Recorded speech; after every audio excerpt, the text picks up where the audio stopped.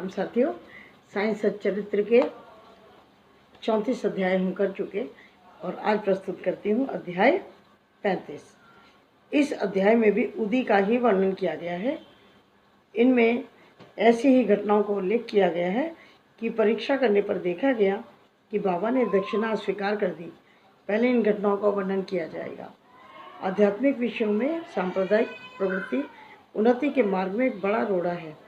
निराकारवादियों से कहते हुए सुना गया है कि ईश्वर की सगुण उपासना केवल एक भ्रम ही है और संतगण भी अपने सदृश ही सामान्य पुरुष हैं।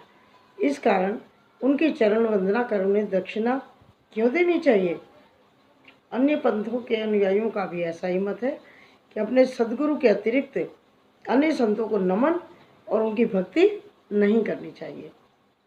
इसी प्रकार की अन्य आलोचनाएं साईं बाबा के संबंध में भी पहले सुनने में आया करती थी और अभी भी आ रही हैं। किसी का कथन है कि जब हम शिरडी गए तो बाबा ने हमसे दक्षिणा मांगी। क्या इस भांति दक्षिणा ऐंठना एक संत के लिए शोभनीय था? जब वे इस प्रकार आचरण करते हैं तो फिर उनका साधु धर्म कहाँ रहा?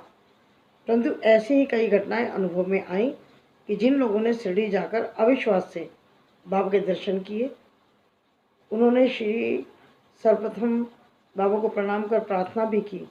कुछ ऐसे उदाहरण नीचे दिए जाते हैं। काका महाजनी के मित्र निराकारवादी और मूर्ति पूजा के विरुद्ध थे। कौतूहलवश वे काका महाजनी के साथ 2 शर्तों पर शिरडी चलने को सहमत हो गए। बाबा को नमस्कार नहीं करेंगे और ना ही उन्हें कोई दक्षिणा देंगे। जब काका ने स्वीकारात्मक उत्तर दे दिया तब फिर शनिवार की रात्रि को दोनों बम्बई से प्रस्थान कर गए शिरडी के लिए और दूसरे दिन प्रातः वे शिरडी पहुंच गए। जैसे ही उन्होंने मस्जिद में पैर रखा उसी समय बाबा ने उनके मित्र की ओर थोड़ी देर देखकर उनसे कहा, अरे आइए श्रीमान, पधारिए, आपका स्वागत है।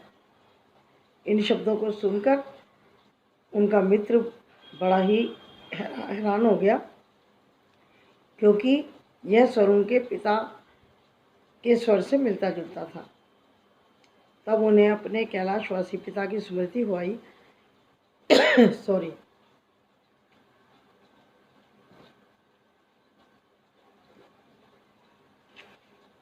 और वे आनंद विभोर हो गए। क्या मोहिनी थी उस स्वर में। आश्चर्ययुक्त स्वर में उनके मित्र के मुख से निकल पड़ा कि यह निसंदेह यह स्वर तो मेरे पिता का ही है। तब वे शीघ्र दौड़कर अपनी सब प्रतिज्ञाएं भूलकर बाबा जी के चरणों से लिपट गए। बाबा ने काका से तो दोपहर में और विदा लेते समय 2 बार दक्षिणा मांगी, परंतु उनके मित्र से एक शब्द भी नहीं कहा। उनके मित्र ने फुसफुसाते हुए कहा, भाई देखो, बाबा ने तुमसे तो 2 बार दक्षिणा मांगी, परंतु मैं भी तो तुम्हारे साथ था। वे इस प्रकार मेरी उपेक्षा क्यों करते हैं? काका ने उत्तर दिया कि बेहतर तो यही होगा कि तुम स्वयं बाबा से पूछ लो। बाबा ने कहा, ये कानाफूसी क्या हो रही है? तब उनके मित्र ने कहा, क्या मैं आपको दक्षिणा दूं? बाबा ने कहा, आपकी अनिच्छा देखकर ही मैंने तुमसे दक्षिणा नहीं मांगी, परंतु यदि तुम्हारी ऐसी इच्छा है तो तुम मुझे दक्षिणा दे सकते हो, ये बाबा ने कहा। तब उन्होंने 17 रुपये दक्षिणा दिए और काका जी ने भी दिए। तब बाबा ने उन्हें उपदेश दिया, अपने बीच में जो तेली की दीवार है, भेदभाव है, उसे नष्ट कर दो, जिससे हम परस्पर मिल सकें और एक दूसरे के करीब आ सकें। बाबा ने उन्हें लौटने की अनुमति देते हुए कहा, तुम्हारी यात्रा सफल रहेगी। यद्यपि आकाश में बादल छाए हुए हैं और वायु भी बहुत तीव्र गति से चल रही है, तो भी दोनों सकुशल मुंबई पहुंच गए और घर पहुंचकर जब उन्होंने द्वार और खिड़कियाँ खोली तो वहाँ 2 मृत चिड़िया देखी। एक तीसरी चिड़िया उनके सामने फुर्र करके खिड़की से उड़ गई। उन्हें विचार आया कि यदि मैंने खिड़की खुली छोड़ दी होती तो इन 2 जीवों के प्राण बच जाते, परंतु उन्हें ऐसा विचार आया कि उनके भाग्य अनुसार ही ऐसा हुआ। बाबा ने हो सकता है तीसरी चिड़िया की प्राण की रक्षा के लिए हमें भेजा हो। मुंबई में ठक्कर धर्मसी जेठा भाई कानूनी सलाहकार की एक फर्म थी। काका इस फर्म में व्यवस्थापक थे। सेठ और व्यवस्थापक के परस्पर संबंध अच्छे थे। श्रीमान ठक्कर को ज्ञात था कि काका बहुधा शिरडी आए जाया करते हैं और वहाँ कुछ दिन ठहरकर बाबा की अनुमति से वापस लौटते हैं।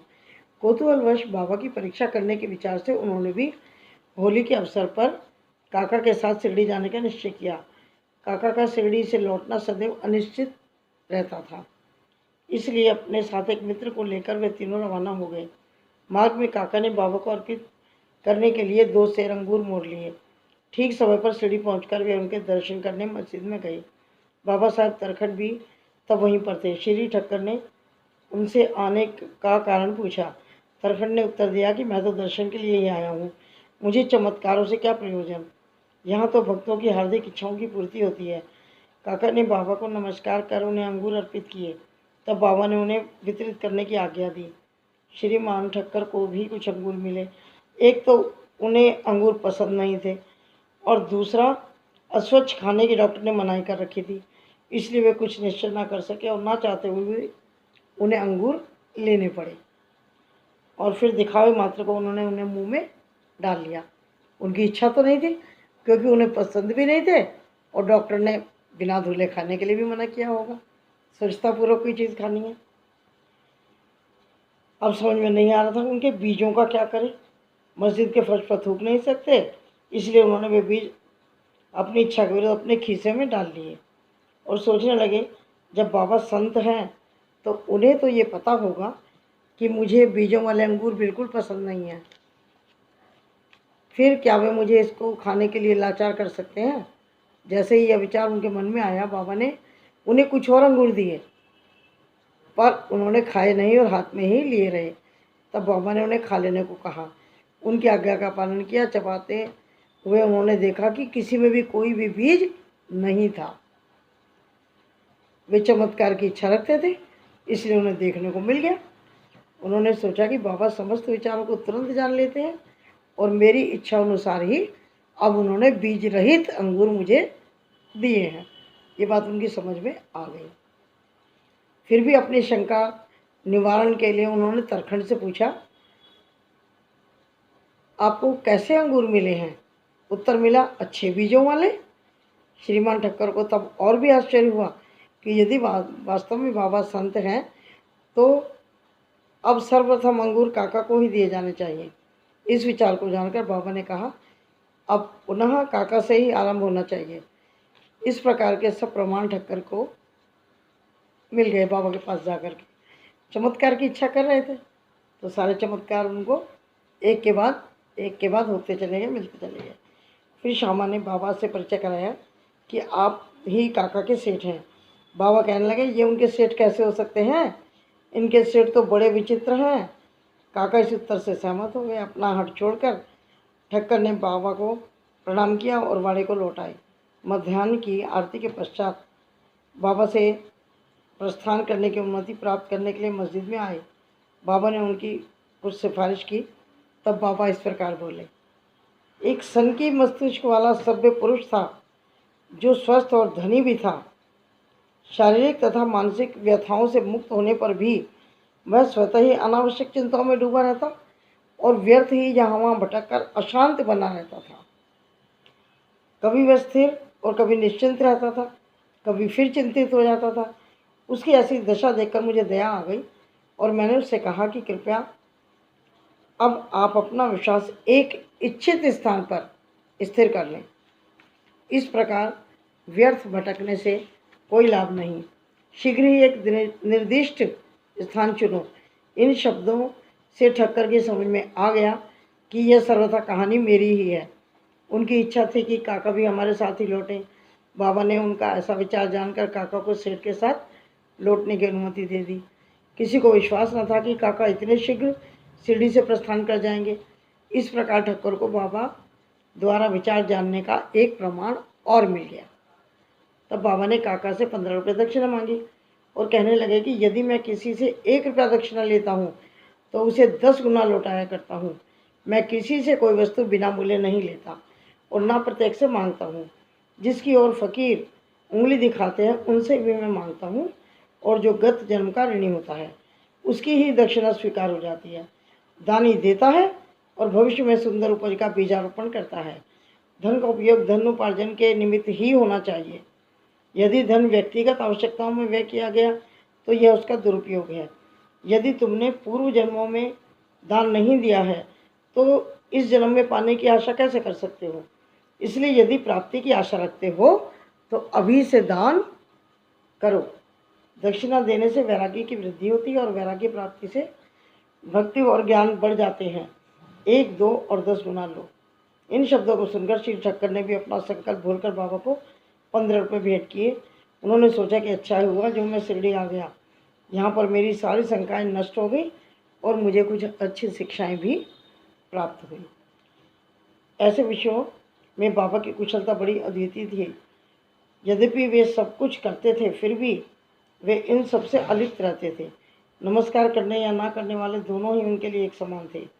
उन्होंने कभी किसी का अनादर नहीं किया। यदि भक्त उनका पूजन करते तो वह उन्हें ना कोई अधिक प्रसन्नता होती, यदि कोई उनको उपेक्षा करता तो ना उन्हें कोई अधिक दुख होता।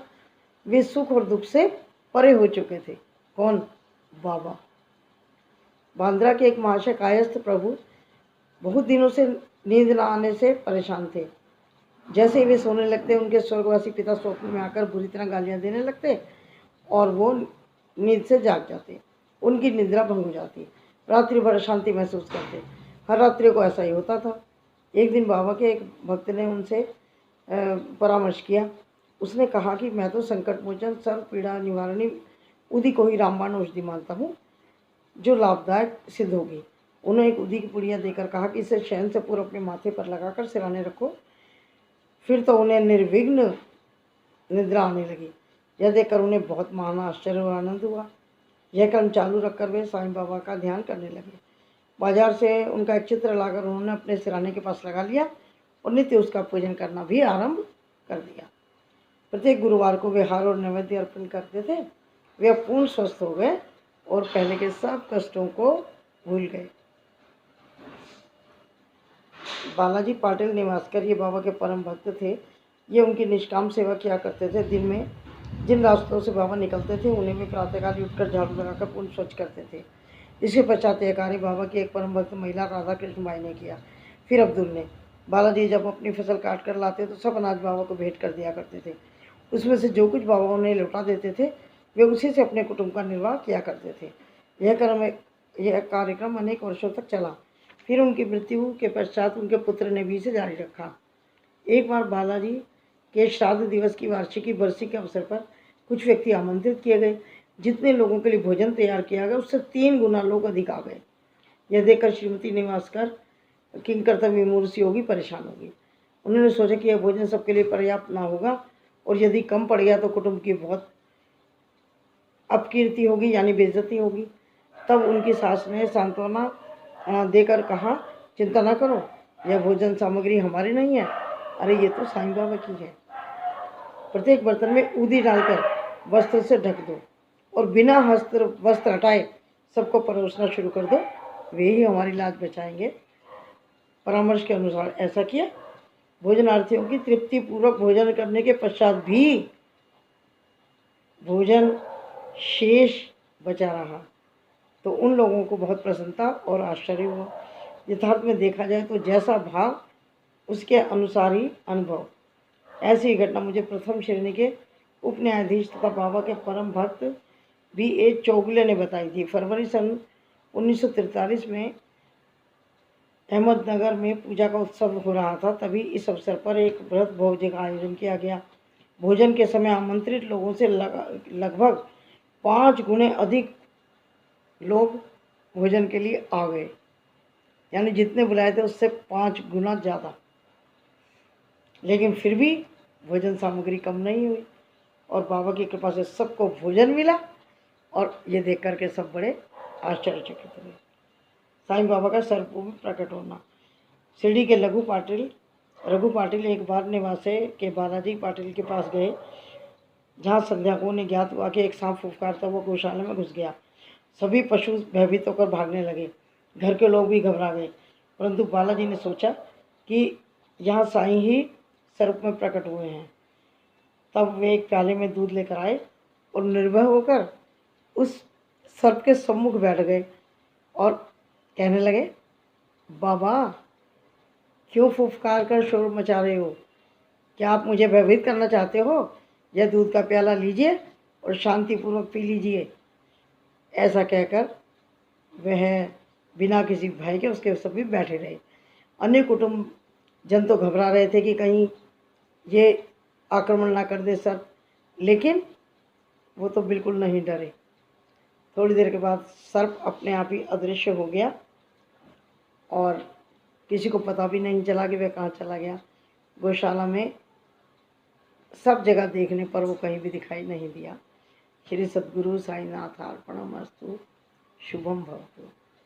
साथियों, अध्याय 35 समाप्त होता है और कल फिर अध्याय 36 के साथ आपके बीच हाजिर हो जाऊंगी। तब तक के लिए जय साईं राम। पढ़ते रहिए, सुनते रहिए, फॉरवर्ड करते रहिए, अपने साथियों से अपने घर में सुनने के लिए कहिएगा। ये पाठ प्रतिदिन सुनना बहुत लाभकारी है। जय साईं।